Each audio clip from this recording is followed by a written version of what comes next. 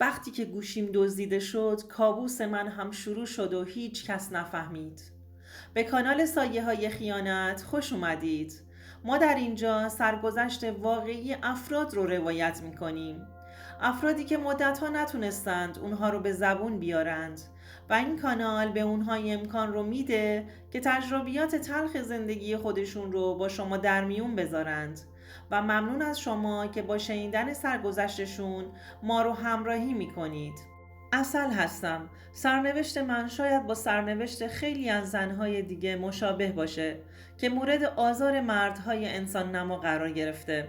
زنهایی مثل من که به خاطر حفظ آبروی خودشون دست به خیلی کارها حتی به اشتباه زدن.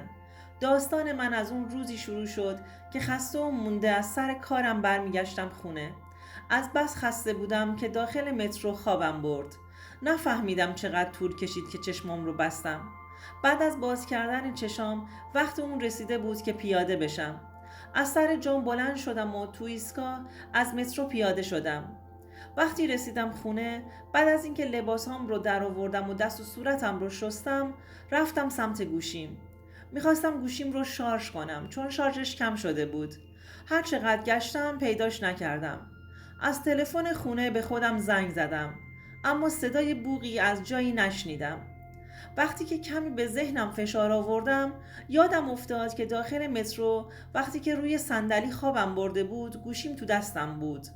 همونجا متوجه شدم که گوشیم رو ازم دزدیدن. خیلی ناراحت شدم و غصه خوردم. ناراحتیم بیشتر به خاطر عکس‌های توی گوشیم بود. آخه من همیشه از خودم مدل‌های مختلف عکس می‌گرفتم و تو گوشیم نگه می‌داشتم. از اون بیشتر ناراحت بودم که روی گوشیم هیچ نوع رمزی نذاشته بودم. پریشون حال بودم. وقتی که رضا همسرم اومد خونه چیزی بهش نگفتم. اون بنده خدا اول فکر میکرد که از خستگی حالم گرفته است، اما بعد از اینکه تا خود شب منو گرفته دید ازم شرایط حالم رو سوال کرد. مجبور شدم بهش بگم که گوشیم رو ازم دزدیدن. کلی ناراحت شد و غرغر کرد که چرا حواسم رو جمع نمی کنم. رضا هم حق داشت. وضعیت زندگیمون اونقدر خوب نبود که بخوام یه گوشی تازه برای خودم بخرم. یه مدت کوتاه بدون گوشی سر کردم، اما دیدم واقعا برام سخته. تو محل کارم نمیتونستم از دخترم خبری بگیرم و تا وقتی که برمیگشتم خونه همون جوری دلم شور میزد. با پرسجو و آشنا انداختن تونستم یه جایی رو پیدا کنم که گوشی قسطی میفروشن. رفتم و یه گوشی معمولی واسه خودم برداشتم و شرایط قسطش رو هم قبول کردم. همون خط خودم رو روش فعال کردم. فقط تو دلم دعا می کردم که گوشیم دست آدم نااهلی نیفتاده باشه و با عکسام کاری نکنه. واسه همین همیشه نگران بودم، چون از خانواده با اصالتی بودم و آبروم برام خیلی با ارزش بود. بدتر از اون همسرم همیشه می گفت که عکس هات رو از گوشیت پاک کن. چشم چشم می گفتم، اما پاکش نمی کردم. اگر رضا این موضوع رو میفهمید زندگیم رو سیاه میکرد، چون به حرفش گوش نکرده بودم. از اون طرف خانواده همسرم هم تعصبی بودند و با این جور چیزها میونه خوبی نداشتن. اینم بگم که تو گوشیم عکس هم فقط شخصی بودند و اصلا از دید خودم بد نبودند. ولی همین که حجاب نداشتم خودش برای من و شرایط خانوادگیم دیدن اون عکس ها توسط مردهای غریبه یعنی فاجعه.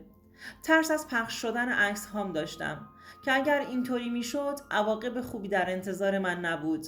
دوستان عزیزم، اگر تا اینجای داستان خوشتون اومد لطفاً این ویدیو رو لایکش کنید و روی زندگیم اثر منفی میذاشت.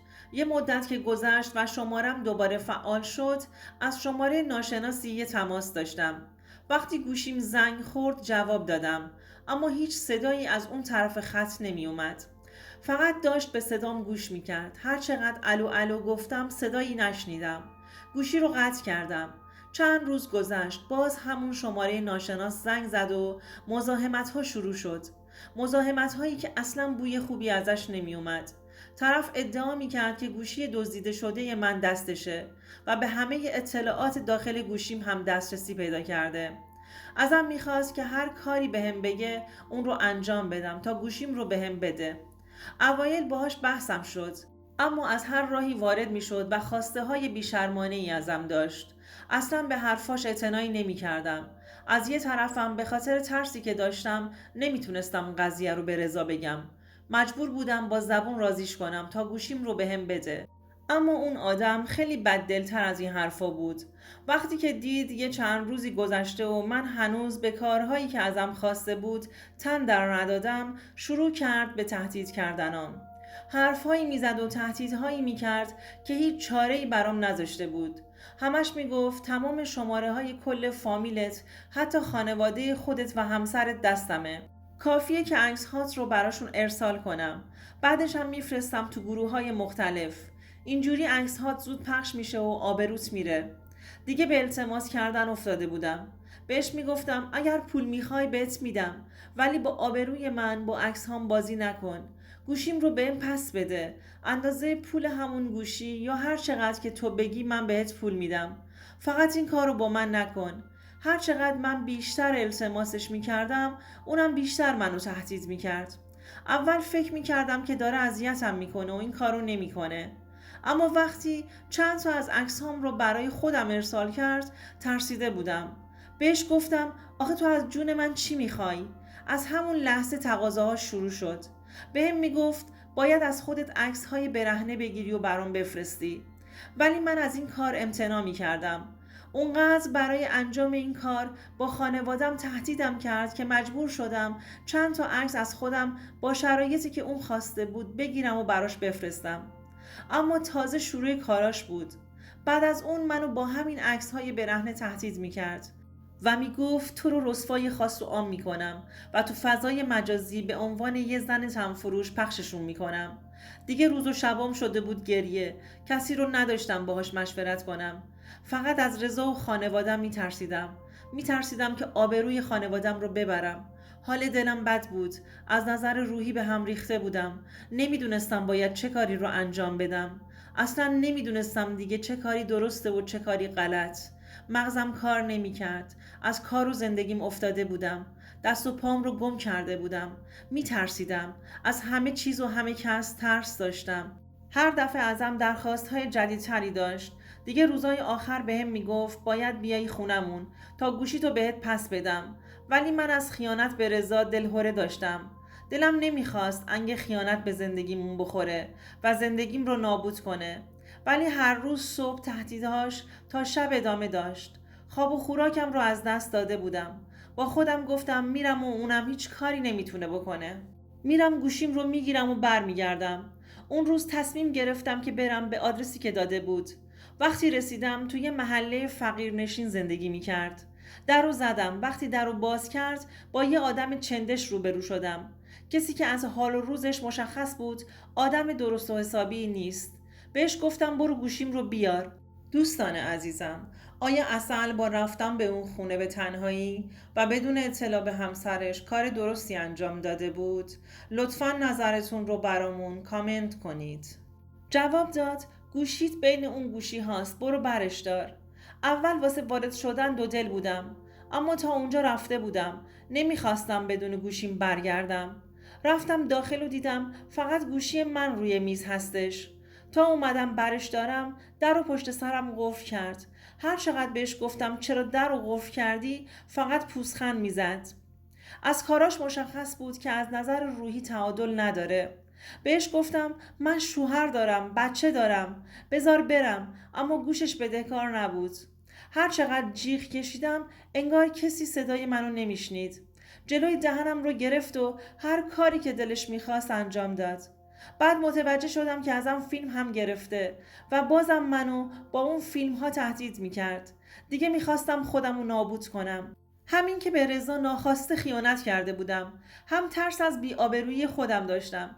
ولی دیدم یه چند روزی گذشت و دیگه خبری ازش نشد. خدا رو شکر میکردم که گوشیم رو گرفتم و اونم لابد دیگه کاری باهام نداره. تا اینکه یه روز یه شماره ناشناس به من زنگ زد. مأمور کلانتری بود که با من تماس گرفته بود. اونجا بود که متوجه شدم من تنها کسی نبودم که اون مرد ازش اخاذی کرده بود. غیر من زنهای دیگه‌ای هم بودند که مورد آزار این مرد قرار گرفته بودند و چند نفرشون هم ازش شکایت کرده بودند. برای خودم افسوس می‌خوردم. اگر منم نمی‌ترسیدم و ازش شکایت می‌کردم، شاید کارم به خیانت کردن به رضا نمی‌رسید. ولی بازم خدا رو شکر می‌کردم که از دستش راحت شدم. با اون زنها هم همون کاری رو کرده بود که با من انجام داده بود. وقتی که تعداد مزاحمت‌هاش زیاد شده بود، پلیس هم وارد عمل شد و از طریق دوربین‌های مداربسته و آثاری که از خودش به جا گذاشته بود دستگیرش کردند. سرقتش توی مترو قسمت خانوم‌ها از طریق 2 خانوم انجام می‌شد که باهاش همکاری می‌کردند. وقتی که گوشی‌ها به دستش می‌رسید شروع می‌کرد به اخاذی کردن از گوشی‌هایی که صاحبانشون خانوم بودند. چند تا از همین زنهای شجاع و نترس باعث دستگیری شده بودند. از خودم متنفر بودم که به خاطر ترس از رسوایی به تمام خواسته‌هاش عمل کرده بودم. اگر منم ازش نترسیده بودم و با رضا مشورت می کردم، شاید هیچ کدوم از این اتفاقات باسم نمی افتاد. از مأمور کلانتری خواستم که فقط از این موضوع همسرم با خبر نشه تا زندگیم از این طریق از هم نپاشه. دوستان عزیزم، اگر شما هم به این نوع سبک از محتواها علاقه‌مند هستید، این ویدیو برای تو هستش. لطفاً برای دیدن ویدیوهای بیشتر ما رو سابسکرایب کنید و ممنون که تا انتهای این ویدیو با ما همراه بودید.